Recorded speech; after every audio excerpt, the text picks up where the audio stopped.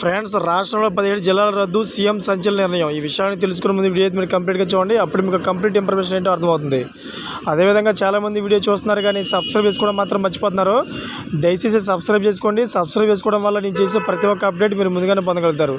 అదేవిధంగా చాలామంది లైక్ చేయడం మర్చిపోతున్నారు. దయచేసి లైక్ చేయండి. లైక్ చేయడం వల్ల ఈ ఇన్ఫర్మేషన్ అనేది మనం చాలామందికి రీచ్ చేసిన వాళ్ళు అవుతాం. ఇంకా లేట్ చేయకుండా వీడియోకి వెళ్ళిపోదాం. ఫ్రెండ్స్, తెలంగాణలో అధికారంలోకి వచ్చాక సీఎం రేవంత్ రెడ్డి ప్రజాపాలన అందించే విధంగా పాలన సాగిస్తున్నారు. దీనిలోనే భాగంగానే ఇప్పటికే 6 గ్యారంటీల పథకం అమలుకు చర్యలు తీసుకున్నారు. ఇప్పటికే ఫ్రీ బస్సు పథకంకు తెలంగాణ నుంచి రెస్పాన్స్ వస్తుంది. ఇప్పటికే సీఎం రేవంత్ రెడ్డి గత బీఆర్ఎస్ హయాంలో జరిగిన మోసాలు, కుంభకోణాలకు బయటకు తీస్తున్నారు. అదేవిధంగా పాలనను గాడిలో పెట్టే ప్రయత్నాలు చేస్తున్నారు. అదేవిధంగా ఇప్పటికే వాహనాల రిజిస్ట్రేషన్లలో సైతం తెలంగాణ స్టేట్ అంటూ వచ్చేలా జీవో జారీ చేశారు.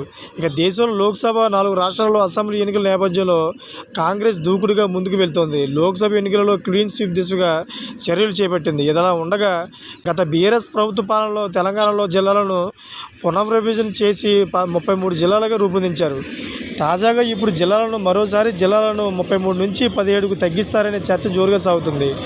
ఈ సంచలన వార్త ఒక ప్రముఖ ఆంగ్ల పత్రిక ప్రచురించడంతో రాష్ట్రంలో ప్రకంపనలు నెలకొన్నాయి. దీనిపై కొందరు బీఆర్ఎస్ నేతలు ఆగ్రహం వ్యక్తం చేస్తున్నారు. ఇది రేవంత్ మరో పిచ్చి తొక్కులకు పని అంటూ వ్యాఖ్యానం చేస్తున్నారు. ఫ్రెండ్స్, చూశారు కదా, ఇటువంటి లేటెస్ట్ అప్డేట్స్ కోసం నా ఛానల్ సబ్స్క్రైబ్ చేసుకోండి. అదే గంట బెల్ ఆన్లో పెట్టుకోండి. నేను చేసే ప్రతి ఒక్క అప్డేట్ మీరు ముందుగానే పొందగలుగుతారు. Thank for watching friends.